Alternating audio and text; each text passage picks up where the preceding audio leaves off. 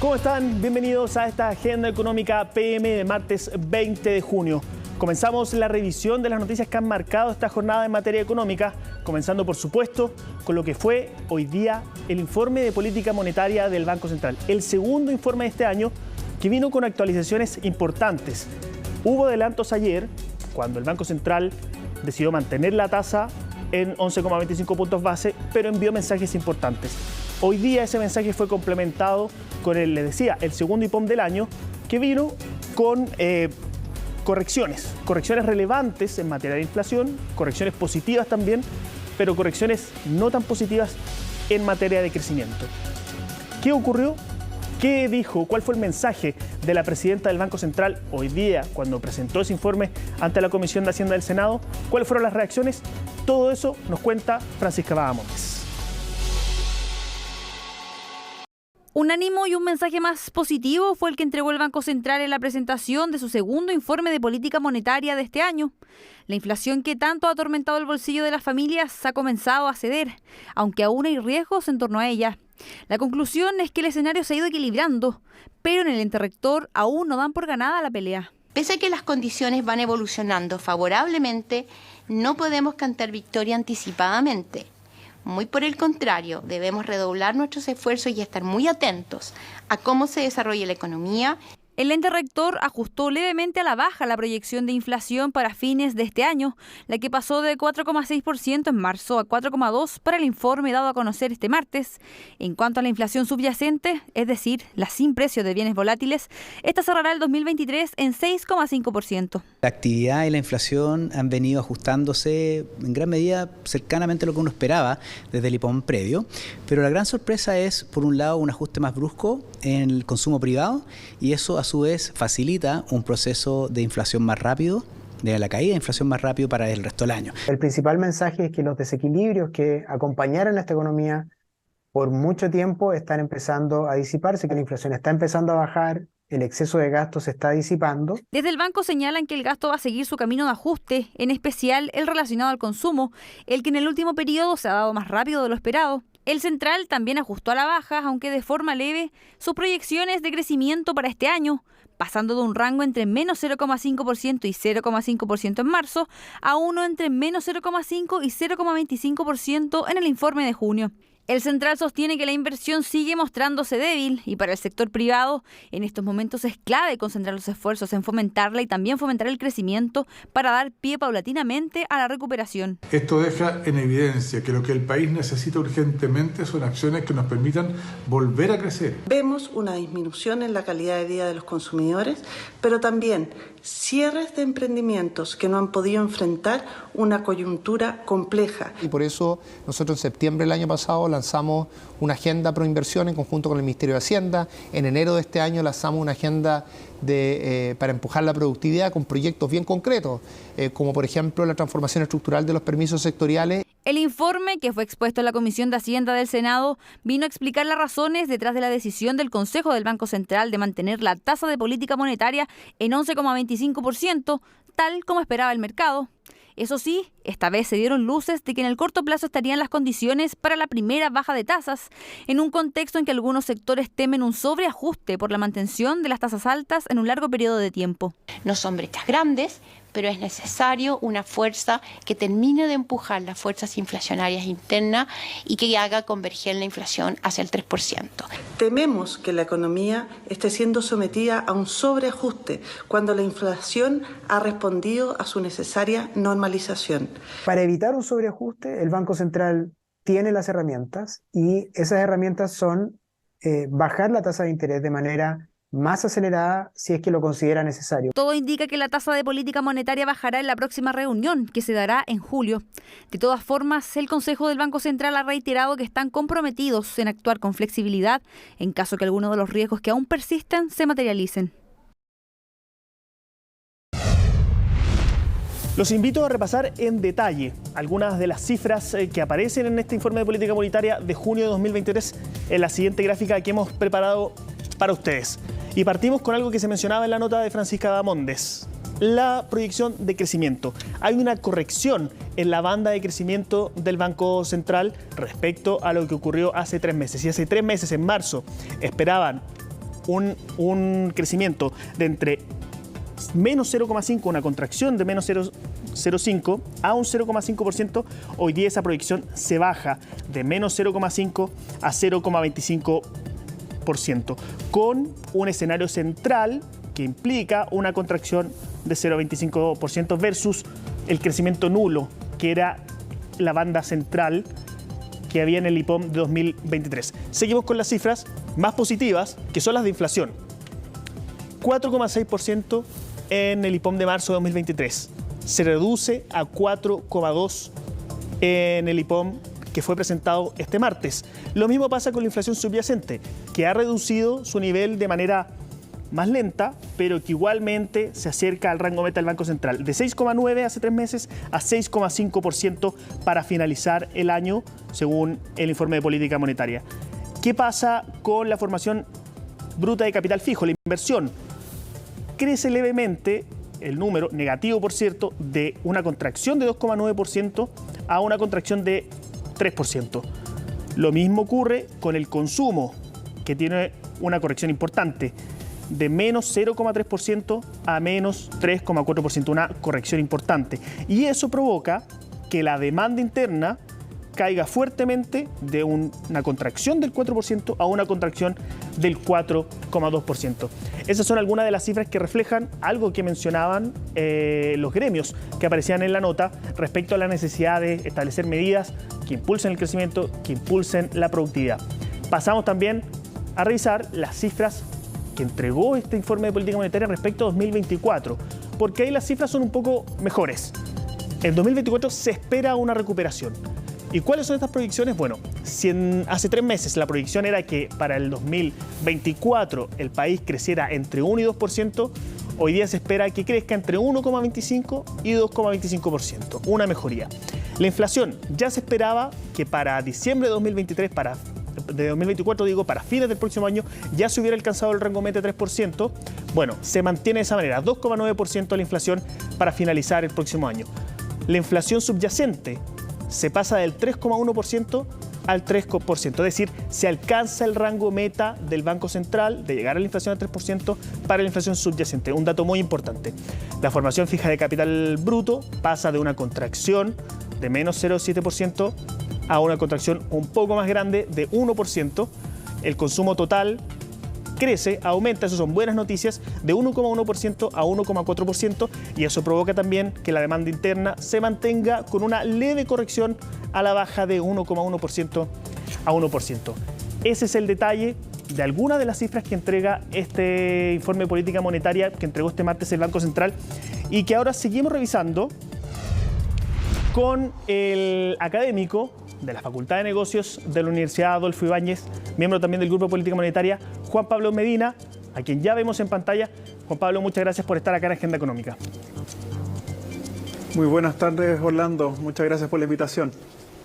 Gracias a ti por el tiempo. Juan Pablo, quiero partir con, antes de ir propiamente tal al IPOM, con lo que ocurrió ayer, que es la decisión del Banco Central, porque si bien ocurrió lo que el mercado esperaba, hubo 2 votos que iban por la idea de que ya era momento de comenzar con las correcciones, con los recortes de tasa, digo. Tú, el viernes, fuiste uno de los que votó, del voto disidente, digamos, en la recomendación que hizo el Grupo de Política Monetaria. Cuéntame, ¿te sorprendió? Porque acá hubo 2 votos y que no iban por una baja de 0,25, sino que de 0,50 puntos base. Muchas gracias por la pregunta. Yo creo que eso es como un elemento bien importante en la discusión. Como lo dije el viernes, yo creo que en lo grueso puede ser que no haya grandes diferencias entre los que están por mantener en esta oportunidad y los que estaban por reducir la TPM en esta ocasión. Yo creo que quizás lo que pasa es se ponderan distintos ciertas fuentes de información. Como tú bien decías en la nota previa, como que si uno compara el escenario que se preveía en marzo con el escenario que se está previendo ahora, igual la suma y restas como que hay un escenario al fondo de que la inflación pareciera en lo medular un poquito menos inflación hacia adelante, lo que se preveía en marzo. Cierto que también hubo un cambio grande de diciembre a marzo, que decía mucha más inflación de lo que se preveía en diciembre del año pasado. Pero todo eso yo creo que hace ponderar. Mi estrategia, y una cosa de estrategia y táctica, yo creo que llevábamos 8 meses con la tasa de política monetaria. Yo creo que parte del esfuerzo del Banco Central de restituir como el equilibrio macroeconómico está encaminado. Obviamente que lo que queda por delante son ver cómo eso se va consolidando. Y en eso probablemente lo que denota, en el fondo, este voto del día de ayer del Consejo del Banco Central, como lo que dice el informe sobre la estrategia política monetaria adelante, da cuenta de que lo que va a venir hacia adelante son recortes de tasa de interés, y eso es indudable, y eso está en el escenario base. Lo que puede pasar es que los recortes pueden ser más intensos o menos intensos dependiendo de cómo se va desenvolviendo el escenario macroeconómico hacia adelante, particularmente con lo que pase con la inflación. Entonces, si la inflación sorprende más a la baja, probablemente vamos a tener un escenario de que las reducciones de tasa van a ser más rápidas y más intensas, o si la inflación quizás se demora, como está en el escenario central, van a haber reducciones de tasa de interés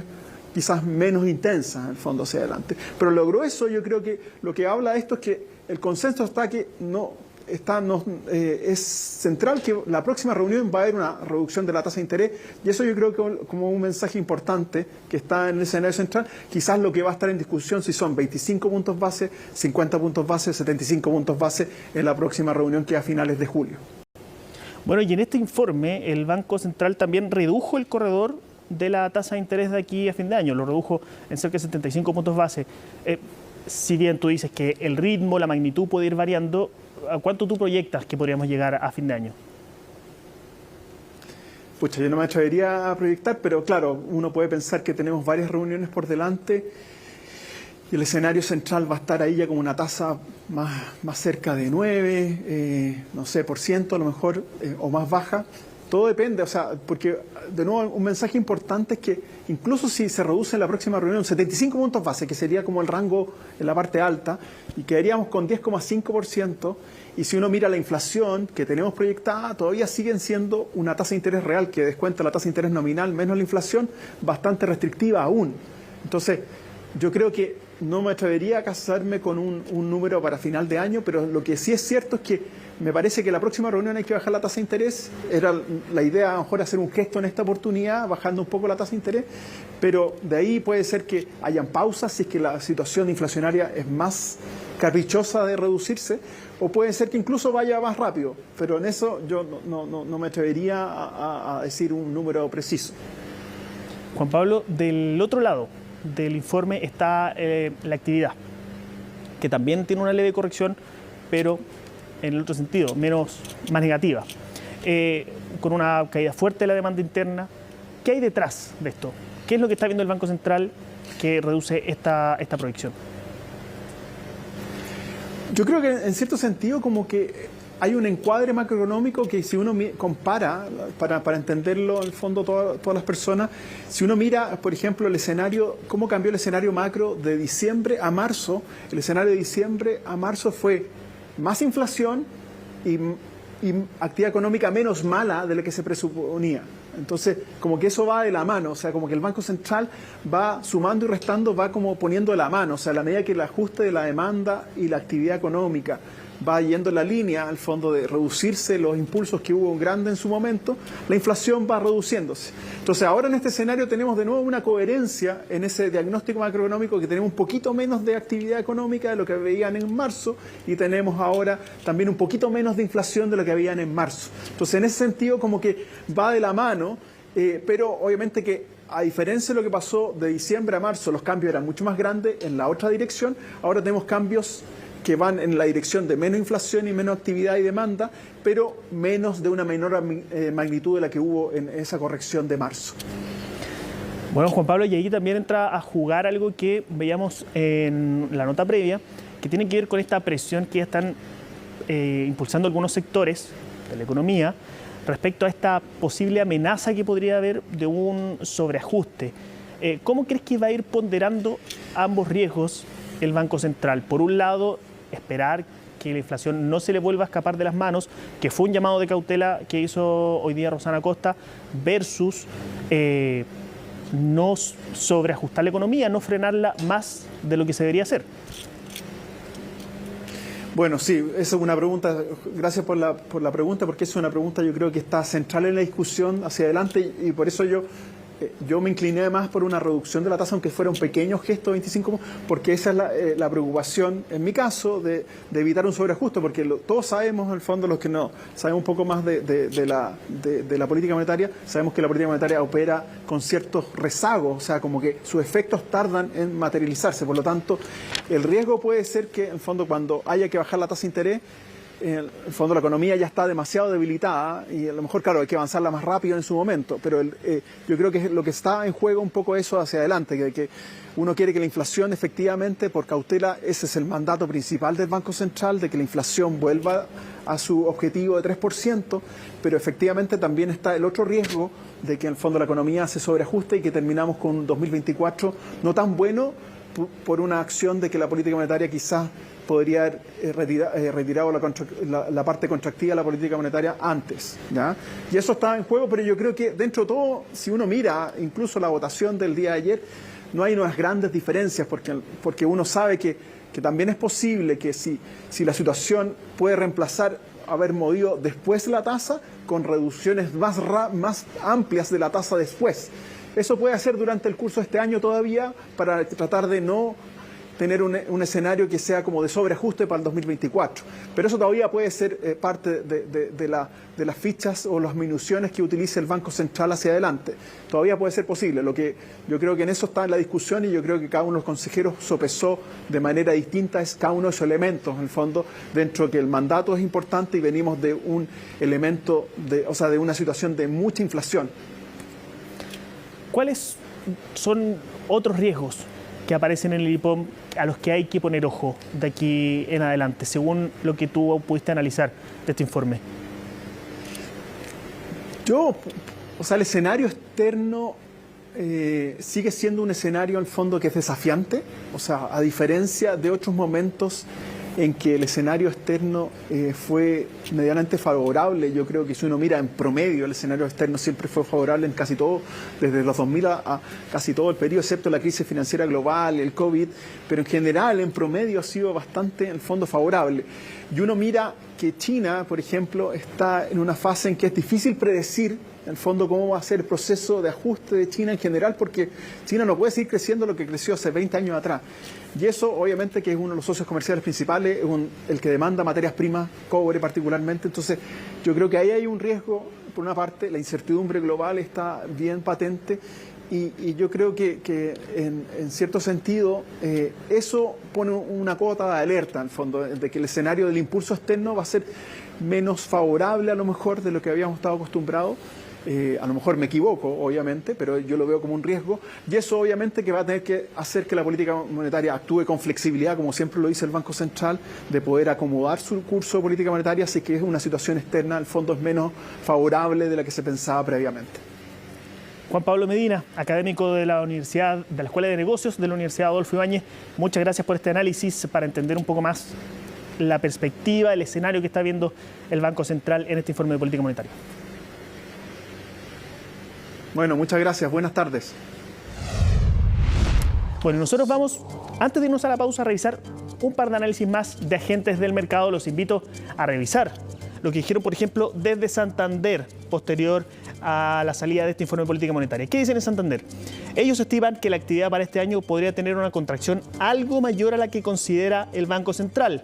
En Santander dicen que esta contracción podría llegar a una contracción del 0,75%, toda vez que los indicadores del segundo trimestre apuntan a una caída bastante intensa de la demanda interna. Veíamos que era uno de los elementos que más había caído en las cifras que revisábamos anteriormente. De acuerdo a los cálculos de Santander, los recortes de tasa podrían ser algo más intensos a lo largo de toda la curva, cerrando este año con una tasa de política monetaria de 7,75%.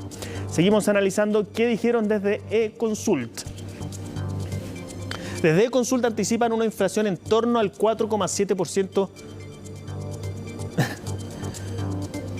Desde Econsult anticipan una inflación en torno al 4,7% a fin de año debido al componente no volátil que ha sido más persistente. En el IPOM pasado, ese escenario central situaba la tasa de política monetaria a finales de este año casi 75 puntos base más alta de la que lo sitúa en esta ocasión. A lo anterior se le suma el anuncio de que el ciclo de inicio de bajas de tasas comenzará en el corto plazo. Así, anticipan que la primera bajada será en julio, será de al menos 75 puntos base y cerrará el año en torno al 8,5%. Con estos análisis nos vamos a la pausa, pero ya volvemos con más informaciones. Mucha atención todos los emprendedores que estén mirando a esta hora Agenda Económica, porque esta información, es importante para ustedes. A partir de hoy, los micro, pequeños y medianos empresarios pueden desde ya ingresar al sitio del Servicio de Impuestos Internos y solicitar el subsidio al salario mínimo que desde hoy está disponible. El ministro Grau estuvo acá en CNN Chile y explicó cómo es el proceso y qué deben hacer para postular este subsidio. Este año, de acuerdo a nuestras predicciones, porque el subsidio ahora tiene una cobertura mayor, debiera beneficiar a 170.000 pymes. ¿Cómo funciona? Uno entra a la página de impuestos internos, van a tener ahí, entrando a la página, van a tener una caja, ¿no es cierto?, un banner bien grande que dice nuevo subsidio al salario mínimo. Lo único que uno tiene que hacer es entrar allí, poner la clave tributaria de la empresa, si tiene personalidad jurídica, si es persona natural que tiene inicio de actividades, entra la clave única, les va a aparecer el subsidio que le corresponde. Perfecto. A esa empresa. Pone la cuenta corriente de la empresa, pone aceptar y termina el trámite. Es decir, el empresario o la empresaria hace la solicitud entre ahora, el 20 de junio y el 26 de junio. Ese subsidio se va a pagar durante junio, a finales de junio, y va a cubrir tanto el subsidio que corresponde a mayo como el subsidio que corresponde a junio. Es decir, se paga de forma retroactiva porque el salario mínimo aumentó desde mayo. Con esta información de utilidad pública llegamos al fin de Agenda Económica de este martes. Nosotros nos reencontramos el jueves. Pero por ahora, lo invito a seguir en la compañía de CNN, ya viene CNN Prime.